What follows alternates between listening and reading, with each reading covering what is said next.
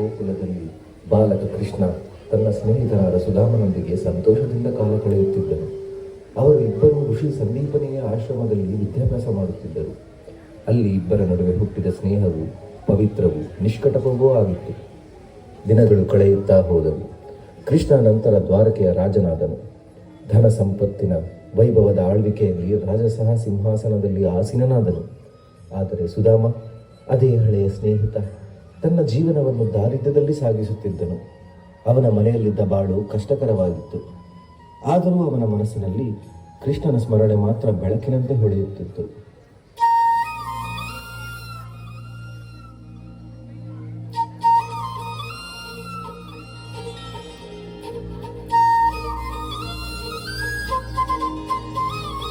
श्री लाल कृष्ण महाराज की जय।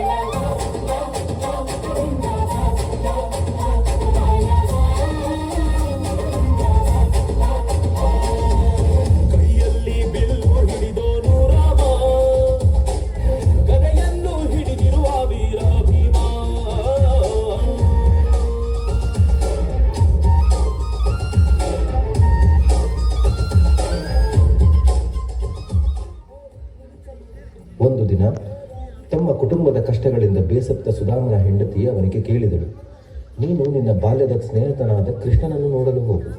ಅವನು ರಾಜನಾದರೂ ನಿನ್ನ ಸ್ನೇಹವನ್ನು ಮರೆಯಲಾರ. ನಮಗೆ ಸಹಾಯ ಮಾಡಬಹುದು ಎಂದು ತಮ್ಮಲ್ಲಿರುವ ಅವಲಕ್ಕಿಯನ್ನು ಕೊಡಲು ಹೇಳಿದಳು. ಸುಧಾಮ ತಾನು ಹೊಂದಿದ್ದ ಸ್ವಲ್ಪ ಅವಲಕ್ಕಿಯನ್ನು ಪೆಟ್ಟಿಗೆಯಲ್ಲಿ ಹಾಕಿಕೊಂಡು ದ್ವಾರಕೆಯತ್ತ ಪ್ರಯಾಣ ಆರಂಭಿಸಿದನು. ದಾರಿಯು ದೂರವಾದರೂ ಅವನ ಮನಸ್ಸು ಭಕ್ತಿಯಿಂದ ತುಂಬಿತ್ತು.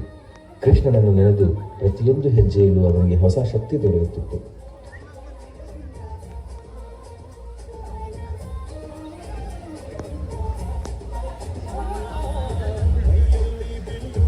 ದ್ವಾರಕೆಯ ಅರಮನೆಗೆ ತಲುಪಿದಾಗ ಸಾಧಾರಣ ವೇಷದಲ್ಲಿದ್ದ ಸುಧಾಮನನ್ನು ಕಂಡು ಸೈನಿಕರು ತಡೆಯಲು ಬಂದರು.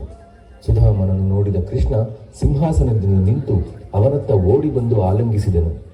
ಸುಧಾಮ, ಎಷ್ಟು ದಿನಗಳಾದವು, ನಿನ್ನನ್ನು ನೋಡಿದ ಸಂತೋಷದಿಂದ ನನ್ನ ಮನಸ್ಸು ತುಂಬಿತು ಎಂದು ಕೃಷ್ಣ ಉತ್ಸಾಹದಿಂದ ಹೇಳಿದನು.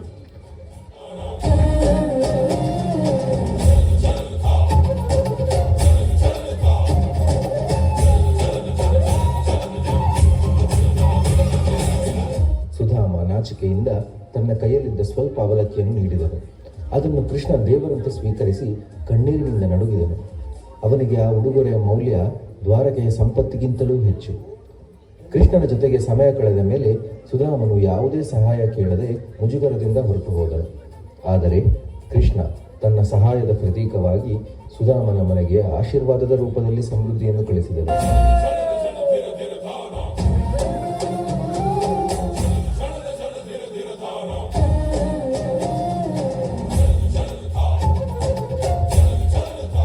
ಸುಧಾಮ ಮನೆಗೆ ಹಿಂದಿರುಗಿದಾಗ ಅವನ ಕಟಕಟೆಯ ಮನೆ ಪ್ರಕಾಶಮಾನವಾದ ಅರಮನೆಯಾಗಿ ಪರಿವರ್ತಿತವಾಗಿತ್ತು. ಆದರೆ ಅವನ ಮನಸ್ಸು ಇನ್ನೂ ವಿನಮ್ರವಾಗಿತ್ತು. ನಿಜವಾದ ಧನವು ಸ್ನೇಹ ಮತ್ತು ಭಕ್ತಿಯಲ್ಲಿದೆ ಎಂದು ತಿಳಿದ ಸುಧಾಮನು ಮತ್ತು ಅವನ ಹೆಂಡತಿಯು ಭಕ್ತಿಯಿಂದ ಕೈಮುಗಿದು ಕೃಷ್ಣನಿಗೆ ಕೃತಜ್ಞತೆಯನ್ನು ತೋರಿದರು.